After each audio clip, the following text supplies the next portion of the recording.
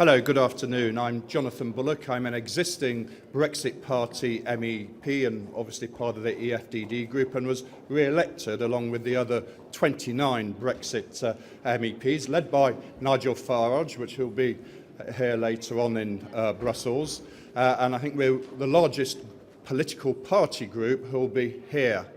Now, a couple of things I want to say to you. One is, first of all, on turnout. We've heard a lot about the turnout figure. Well, if you think 50% is good, I don't think that's a good turnout. And remember that in countries like Belgium, the voting is compulsory, so rather skews the figures. Secondly, in the UK, the turnout was 37%.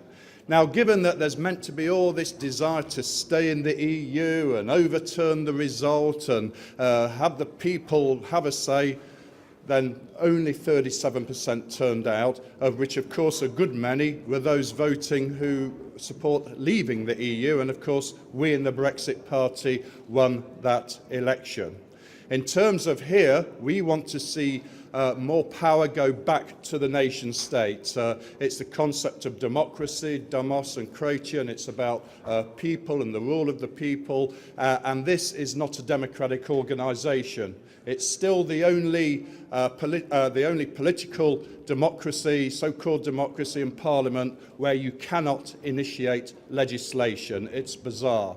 So we will be making these points when our large contingent comes over to join, hopefully in a revived group of the EFDD, which will be looking at how we set up over the next few days.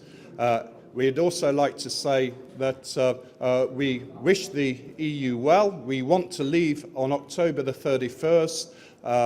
This will be a decision for the new Prime Minister of the United Kingdom, but a message has been sent absolutely clear from the UK.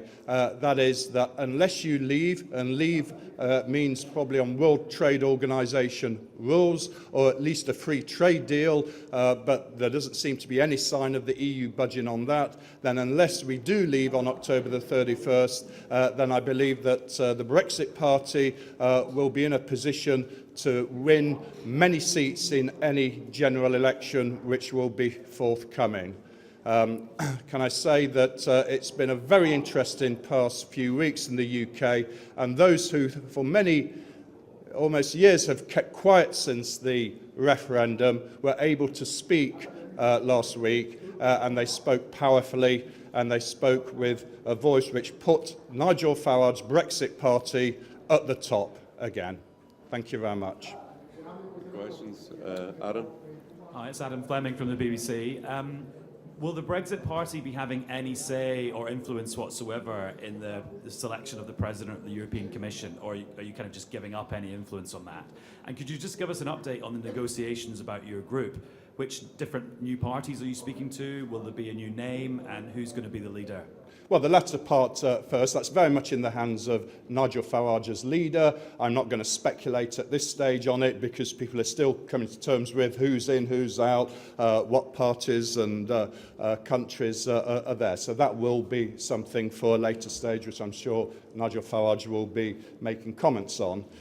In terms of the whole system here, we don't like the system. We don't really want to play any role in this. And it comes back to the fact that we in Britain want to wish the EU well and leave and depart. And I don't think we want to be playing a role in the murky sort of closed doors discussions about future presidents. That's for the EU to decide. But I will say this, unless the EU does change and become a far more democratic organisation and give power back to the nation states, then I think, just like Britain, there'll be movements to leave this organisation. Who knows how long this organisation has left to be around, because there's a lot of problems, and I think they will come to the surface now that those parliamentary elections are over. Swiss television, on that same note, can you clarify, will you walk out when there is the vote on the European Commission President, or will you abstain, and will you do the same for the European Parliament President and for the nominations in July? We've not worked out exact tactics, etc. I think that's something we'll formulate, and of which I'll leave it for Nigel to comment on when he wants to. But I say we don't recognise this as a democratic organisation, so that's why we are loath to sort of participate in it and give it any standing at all. Okay. Martin Bice. Just briefly say how well otherwise you think the so-called populists and nationalists did across Europe in these elections, and also what needs for the Brexit Party? Where do you go from here?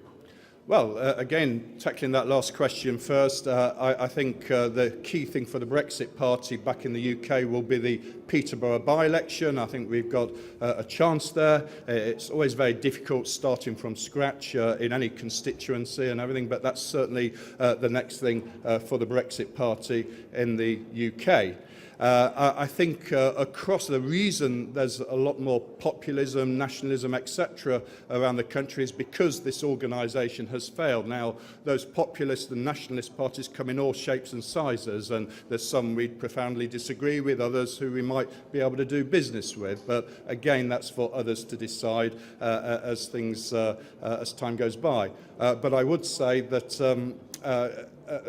it'll only grow those beliefs in those different countries because so much power has come here and more people think this organisation is letting them down.